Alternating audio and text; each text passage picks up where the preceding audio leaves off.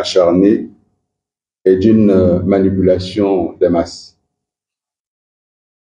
Tout comme depuis la survenue du coup d'État jusqu'à la conduite de la transition, ce pouvoir n'a été marqué dans sa conduite, dans son exercice, que par des incohérences. Incohérences à prétendre mettre un terme à un système tout en maintenant en place l'essence même de ce système. Incohérence à prétendre réformer les institutions tout en gardant la même architecture institutionnelle sans rien changer au fonctionnement de ces institutions. En définitive, il convient de constater que lorsque ce pouvoir prétend agir dans un sens, c'est plutôt dans le sens contraire que se situe son action. Pour en venir à la traditionnelle allocution du 17 août,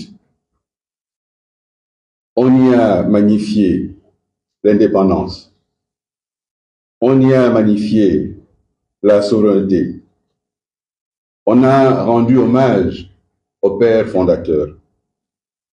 Mais rien n'a été dit sur l'île Banié.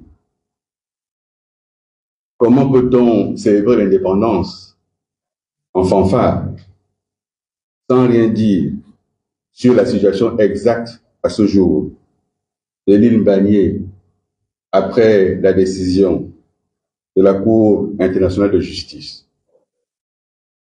A-t-on définitivement perdu cette île? Il faut qu'on nous dise. Et qu'en est-il des territoires, des localités situées non loin de Mbomo, Mongomo et Bébéine, dont on nous avait dit avec triomphalisme qu'elles allaient maintenant entrer au Gabon? Où en sommes-nous aujourd'hui? Où en est-on avec la fameuse commission dédiée au suivi de ce dossier? Le peuple gabonais veut savoir. Le silence dans ce domaine n'effacera pas la blessure profonde que constitue pour notre pays et son peuple la perte de Mbagnié. Mesdames et messieurs, de tout à chaque, on nous annonce la fin de la géopolitique, car elle n'aurait pas atteint son objectif. Il s'agit là d'une condamnation posthume d'Omar Bongo Ondimba, dont une grande partie du legs politique se trouve ainsi jeté aux orties par quelqu'un qui revendique être son fils spirituel. Cette déclaration est d'autant plus surprenante qu'elle semble opposer géopolitique et compétence. Est-ce à dire que ceux qui ont été nommés sur la base de la géopolitique n'étaient pas ou ne sont pas compétents? Faut-il penser que la géopolitique n'a promu et ne promeut que des incompétents notoires? La décision de mettre fin à la géopolitique semble aller de pair avec celle concernant la remise en cause de l'autochtonie. Dans ce cas, sur quelle base ont été nommés les délégués spéciaux des différentes communes du Gabon, si ce n'est sur la base de la géopolitique? Quelle cohérence y a-t-il à avoir nommé les généraux Rapochombo, Rizogo, Dibaï, Badinga, respectivement à la commune de Libreville, de Port-Gentil, de Lambaréné, de Tchibanga, dont ils se trouvent être tous originaires?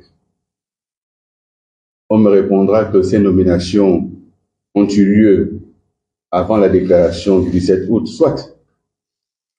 Mais alors, pourquoi avoir procédé aux investitures des candidats des deux partis du président, ces deux partis que sont l'UDB et le PDG? Ces investitures ont tenu compte de quoi? Si ce n'est de la géopolitique, de l'origine ethnique et spatiale de chaque candidat. Si l'heure est vraiment à la fin de la géopolitique, il aurait fallu montrer l'exemple en investissant par exemple à Bitam une tête de liste originaire de Franceville pour la mairie de Bitam, en investissant à Okonja un pur originaire d'Oyem. Là, on aurait su qu'il s'agit effectivement de renverser la table. Mais ici comme ailleurs, les faits contredisent la parole. Les réformes, mes chers compatriotes, notre pays en a besoin. Et elles ne peuvent se réduire à quelques discours populistes et démagogiques. Je ne suis pas un partisan de la géopolitique, loin s'en faut. Cependant, il me semble utile de rappeler que les changements dont notre pays a besoin doivent s'opérer dans la concertation et dans l'implication de toutes les parties prenantes. S'agissant particulièrement du cas de Libreville, il nous faut nous poser la question de savoir si la capitale de notre pays est une commune au même titre que les autres communes du Gabon.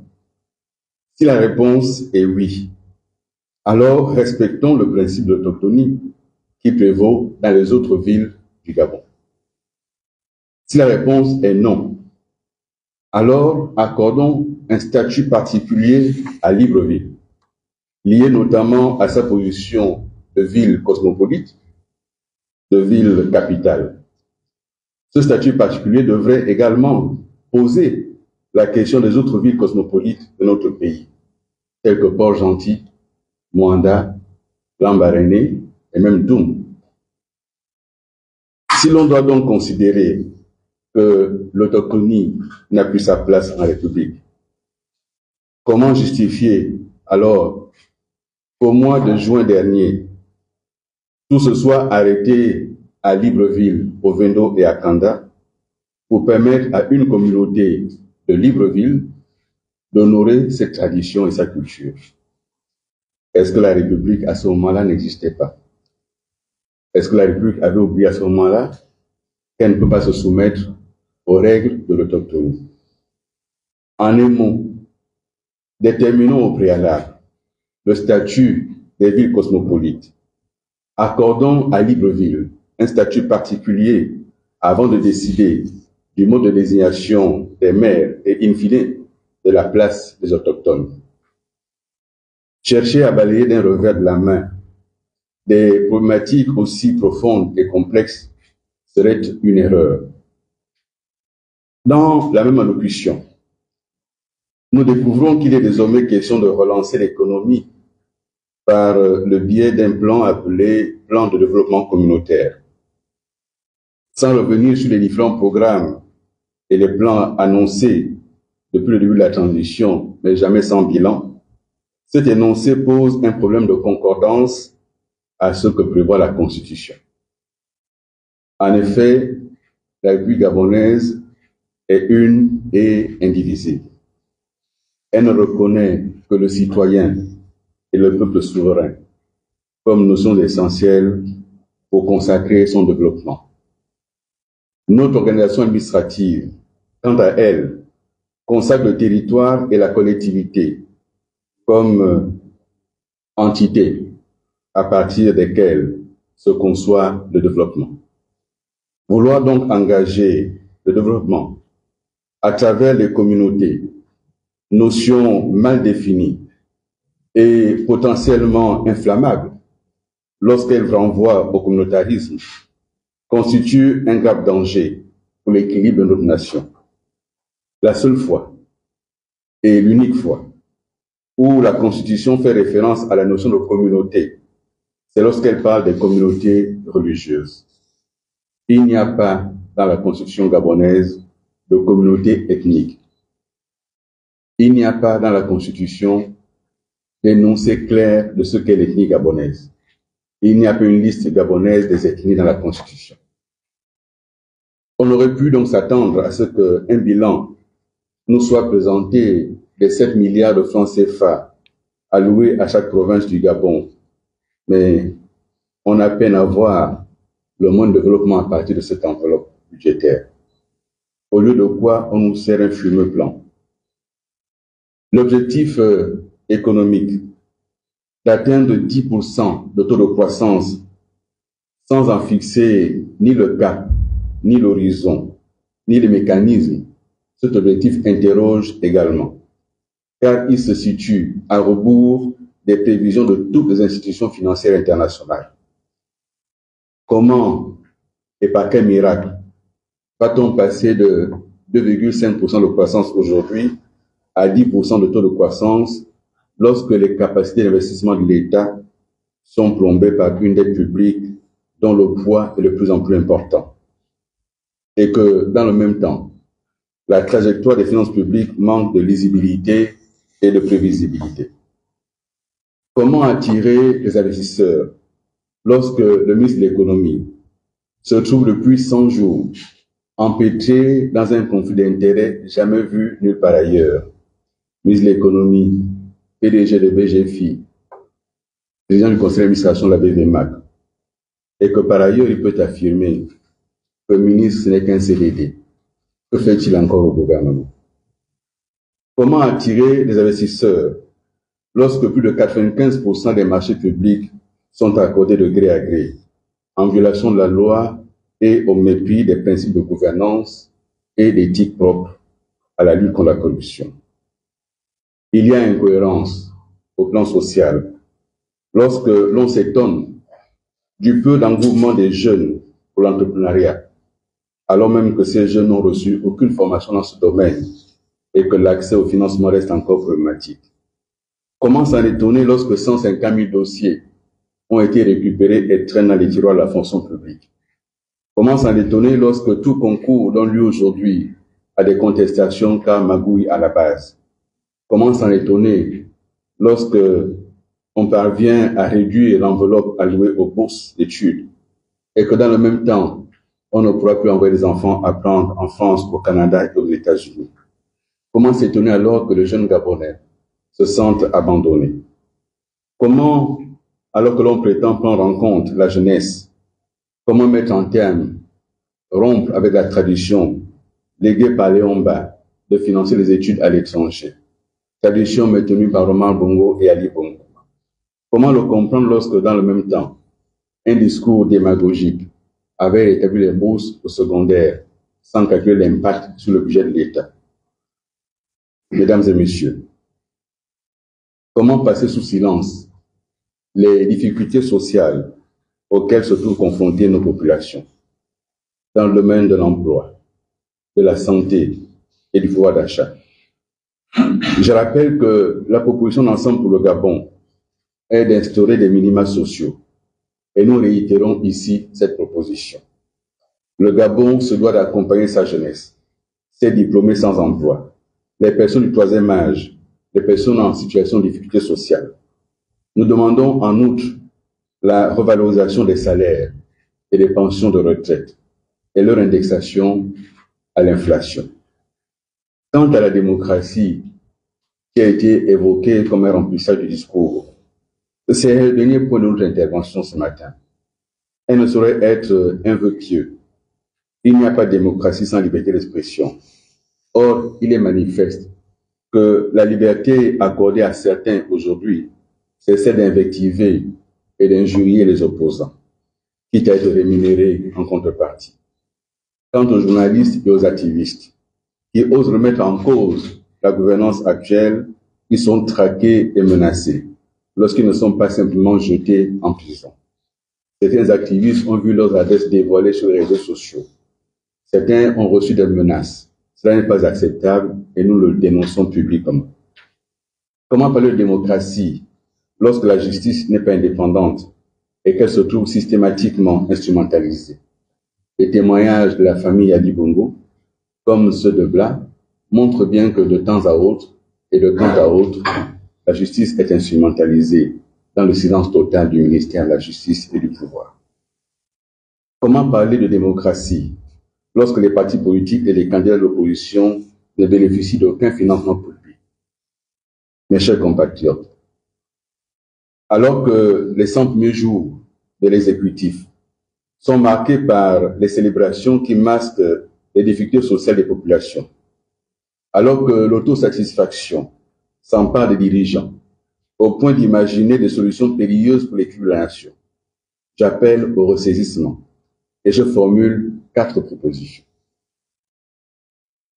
La première, qu'un groupe de travail soit mis en place et des consultations populaires engagées afin de déterminer le statut de libre ville et des villes cosmopolites comme préalable à la remise en cause de l'autochtonie. Naturellement, la mise en place de ce groupe de travail et les consultations nécessaires, j'insiste sur les consultations nécessaires, peuvent amener à revoir la date des élections, si et seulement si l'exécutif peut véritablement résoudre ce problème de manière durable et responsable. Deuxièmement, qu'il soit mis en place des minima sociaux afin de soutenir les populations en difficulté. Au regard de l'érosion accélérée du pouvoir d'achat des ménages, ces 2 dernières années, les prix sur le marché ont augmenté en moyenne de 30 à 50%. Pour certaines denrées alimentaires, nous en sommes à 300% du prix de départ. Il n'est plus possible de fermer les yeux. Il s'agit donc de penser à augmenter les salaires, les pensions de retraite, en même temps qu'il faut instaurer une prime de rentrée scolaire pour tous les enfants des familles défavorisées.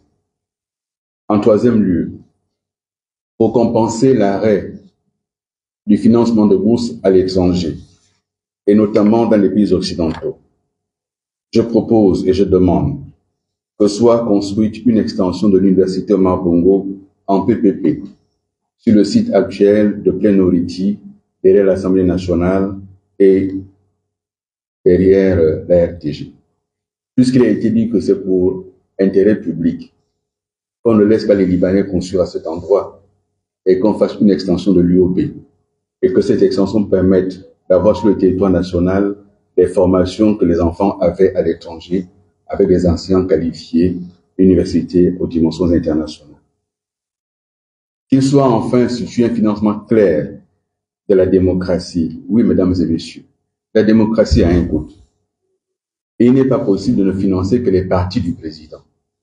Car personne ne peut me convaincre de ce qu'un parti, né il y a un mois, a pu payer les cautions de 143 candidats à la députation, si ce n'est financement public ou des fonds publics. Nous remettons cela en cause et nous demandons que tous les partis politiques et que tous les candidats soient financés par l'État. C'est la seule condition pour qu'on vienne demander aux candidats de déposer leur compte de campagne. Ensemble pour le Gabon, parti politique de l'opposition entend se tenir aux côtés des populations gabonaises face aux dérives du pouvoir. Notre vigilance sera de tous les instants et sur tous les sujets. Merci de votre aimable attention.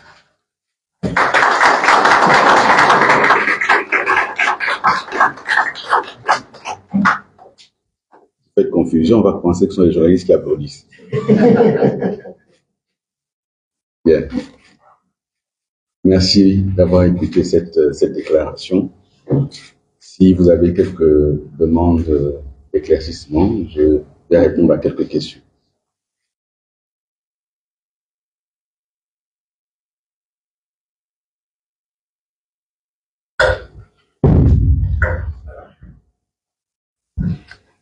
Monsieur le Président, bonjour. Bonjour. Il y a quelques semaines, vous avez déposé un recours à la Cour constitutionnelle concernant le report des élections liées en même temps aux inscriptions sur les listes électorales qu'au début des candidatures pour les prochaines élections législatives et locales. Où en est-on?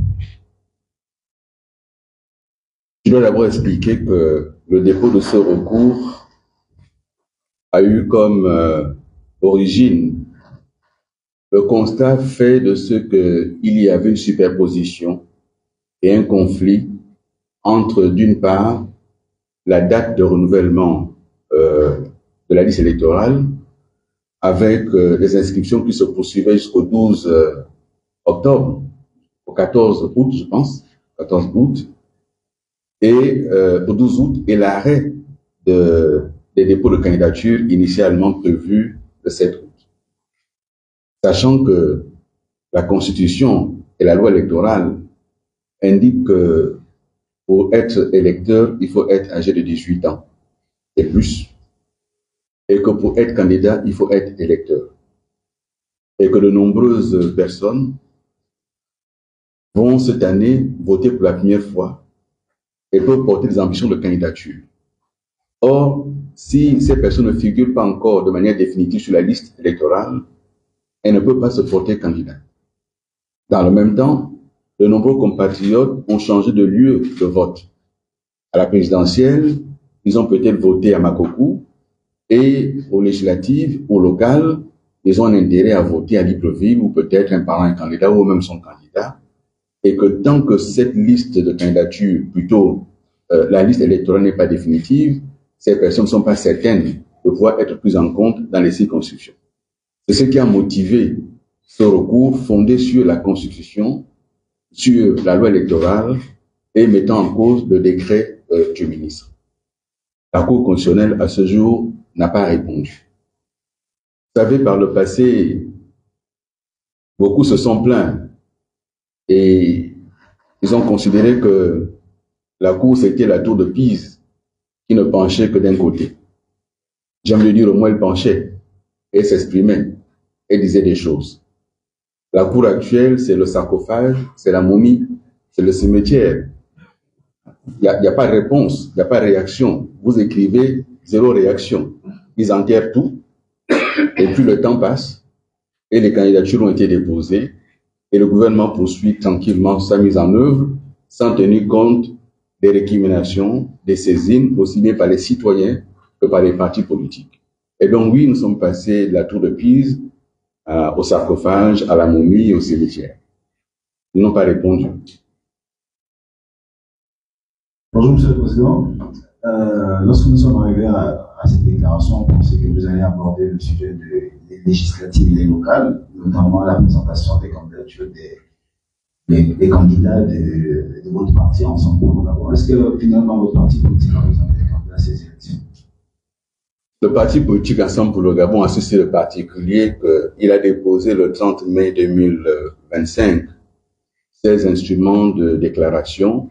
Ensemble pour le Gabon est né conformément à la loi gabonaise de la fusion entre deux partis politiques légalement reconnus, et donc ça ne devait faire l'objet d'aucune contestation. Dans ce cas-là, c'est dans 15 jours, dans les 15 jours que le ministère vous délivre le récépissé.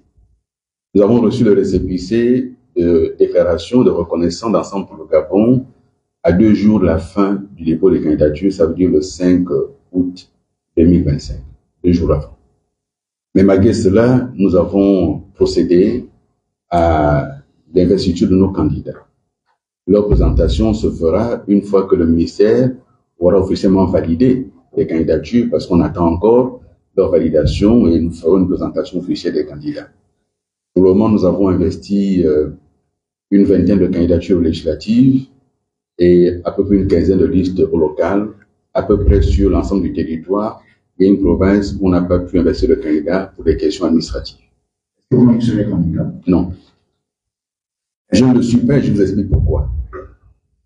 Je ne me suis pas engagé en politique et dans l'opposition actuelle pour chercher un poste. Ça fait déjà plusieurs fois que je le dis et que je l'explique.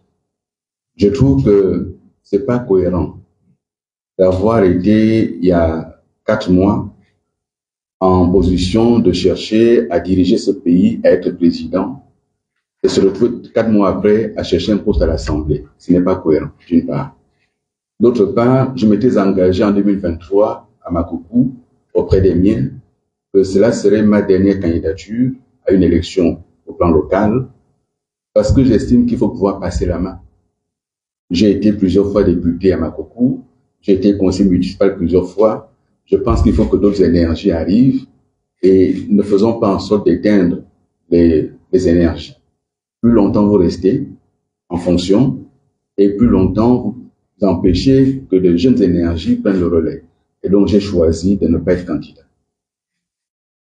Monsieur le Président, vous l'avez évoqué brièvement tout à l'heure, la situation qui s'apparente aujourd'hui comme une saga judiciaire autour de la famille Ali Bongo, c'est bien Lolé Bongo.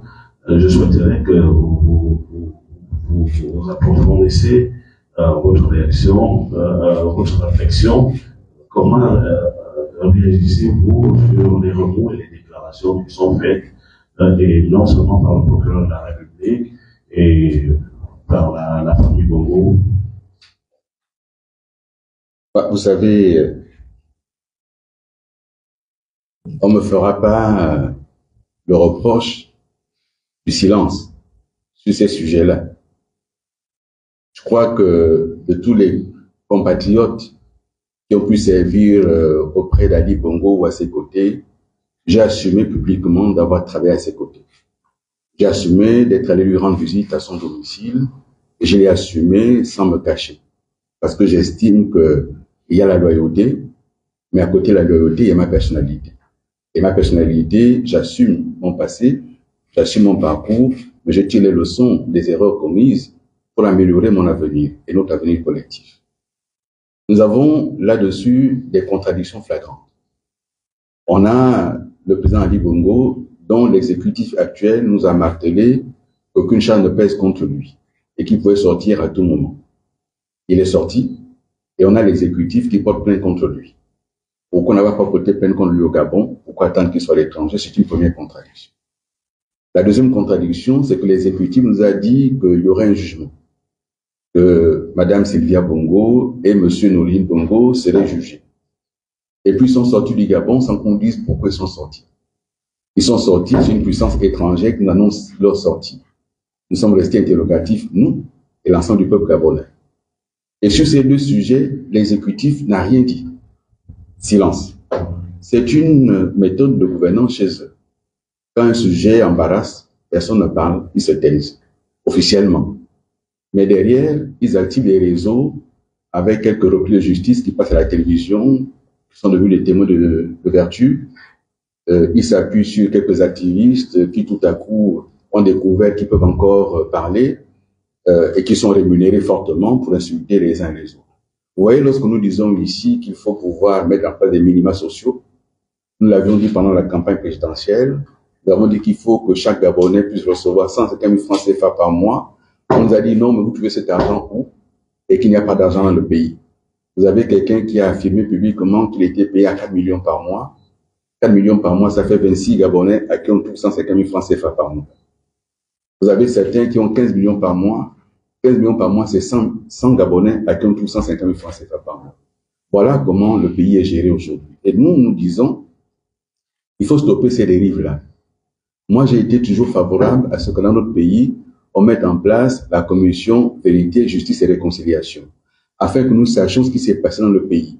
Que s'est-il passé, si on veut, depuis 2009 jusqu'à présent, mais surtout, qu'est-ce qui s'est passé après l'AVC du président?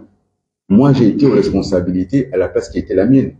Mais il y a des gens qui étaient aux responsabilités à des places plus proches que celles que j'occupais, mais à qui on ne demande rien, et qui, eux, se pavanent. C'est-à-dire qu'à moi, on peut faire des reproches, parce que moi, aujourd'hui, j'ose me mettre debout pour dire je ne suis pas d'accord, mais tous ceux qui étaient là et qui ont rejoint l'exécutif actuel, eux, ils ont été blanchis. Et donc, vous avez une opération de recyclage, de blanchiment des uns des autres, et puis certains sont seulement condamnés pour leur nom. Et c'est ça qu'il faut refuser. Et je le dis aussi bien pour la famille Bongo là, que pour ceux qui sont encore en détention aujourd'hui, ou pour ceux qui l'ont été de manière arbitraire. Et là, vous avez un exécutif qui se blanchit lui-même, qui prend une loi d'amnistie, même plus une loi, une ordonnance pour s'amnistier. Mais regardez la Constitution.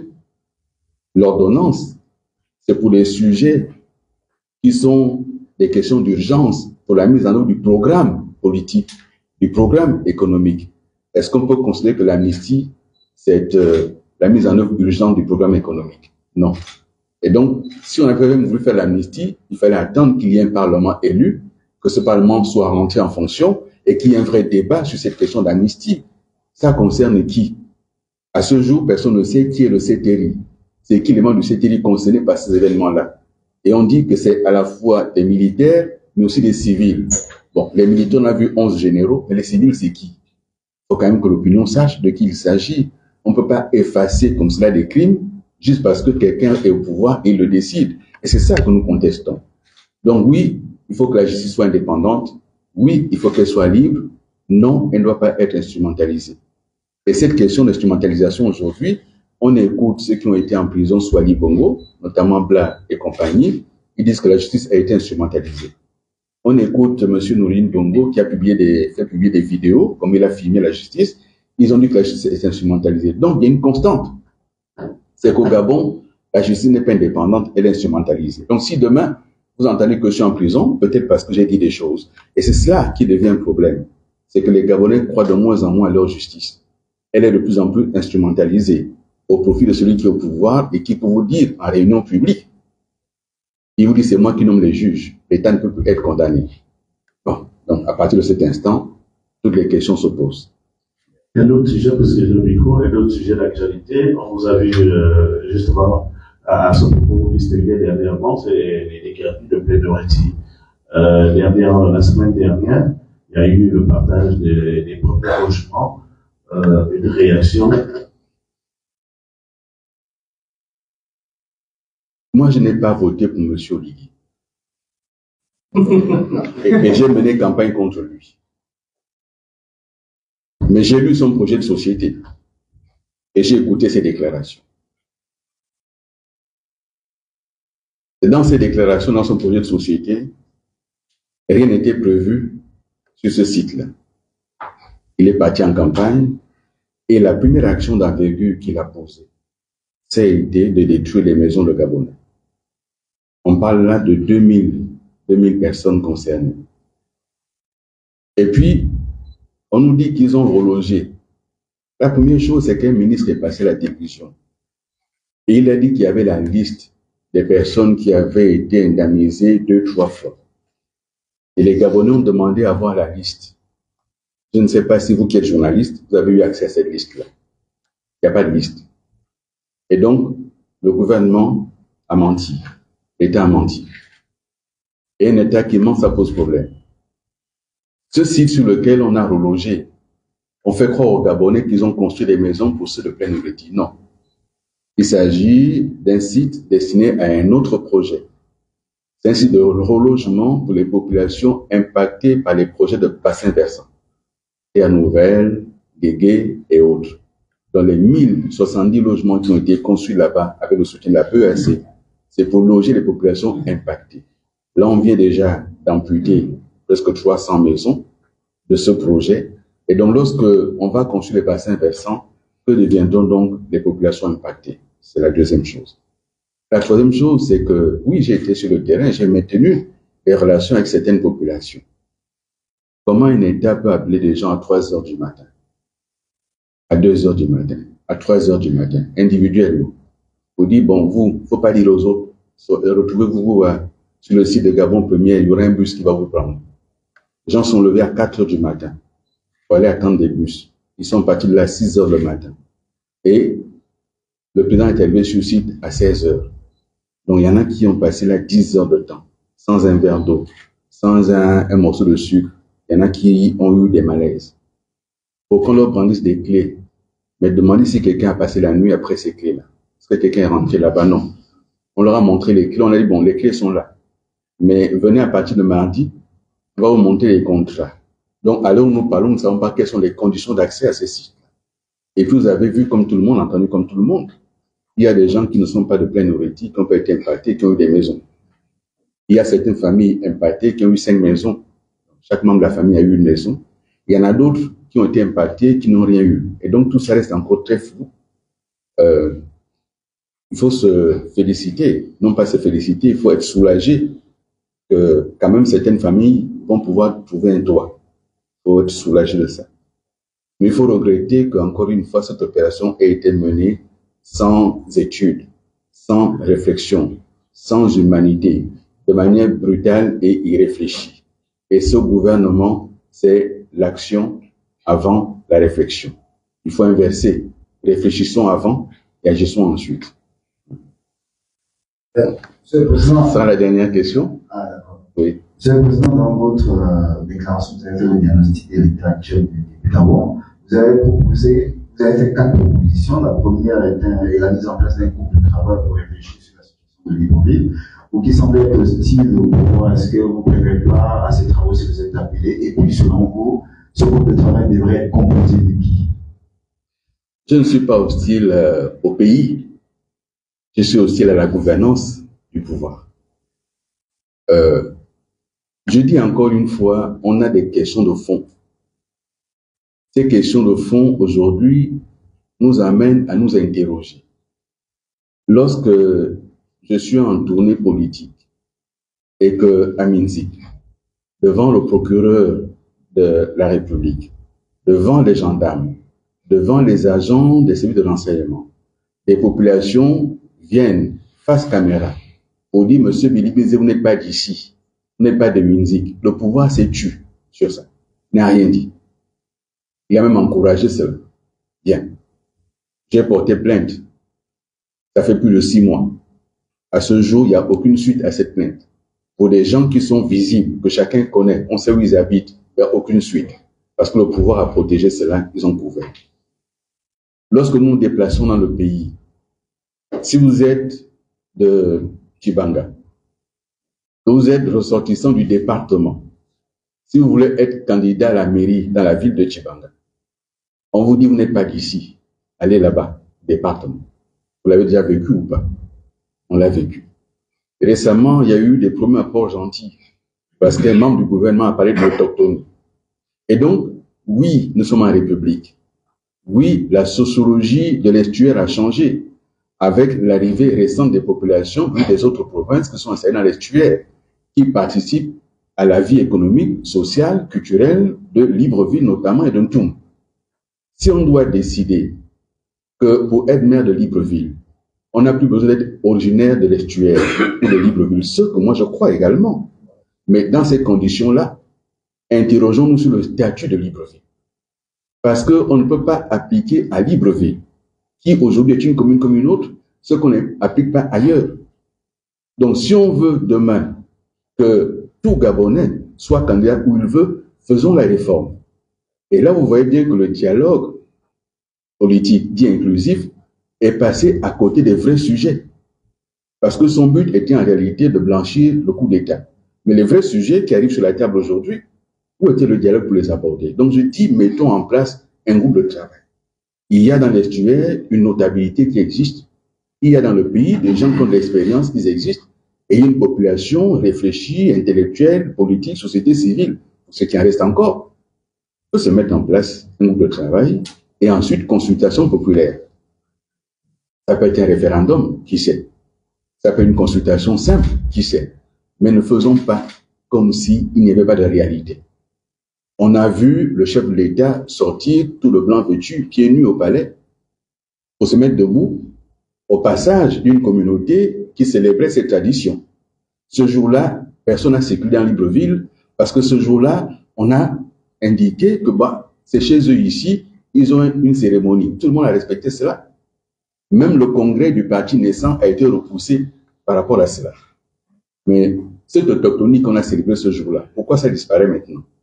Donc, faisons attention. Oui, moi, je suis prêt à participer. Si je suis appelé, ça, c'est les vrais sujets pour lesquels je suis prêt à participer avec Ensemble pour le Gabon et ceux qui seront partie prenante. Mais aller m'asseoir une invitation juste pour servir le décor, ça ne m'intéresse pas.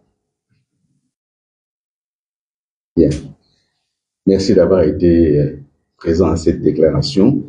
Je rappelle que les problèmes dont nous parlons sont des problèmes sérieux. On ne peut pas jouer avec des concepts. Le développement communautaire, c'est le renvoi de chacun à son ethnie. C'est le renvoi de chacun à son ethnie. Et donc, ça veut dire que l'État va décider de financer les ethnies. On parle de quoi exactement? Donc, tant que ce n'est pas défini, ça a été dit, mais il faut le définir. Et je rappelle simplement que la Constitution gabonaise ne connaît pas les communautés ethniques. Elle connaît le citoyen gabonais, elle connaît le peuple gabonais, la Constitution. Et lorsqu'on parle de communauté dans la Constitution, ce sont des communautés religieuses. Ça veut dire que chacun de nous, indépendamment de son ethnie, de son origine, se retrouve dans une communauté religieuse. Mais ne renvoyons pas les Gabonais à ce qui demain peut poser problème. Voilà ce que je voulais dire. Merci de m'avoir écouté et toutes mes excuses encore pour ce gros retard. Il y a des travaux qu'on aurait pu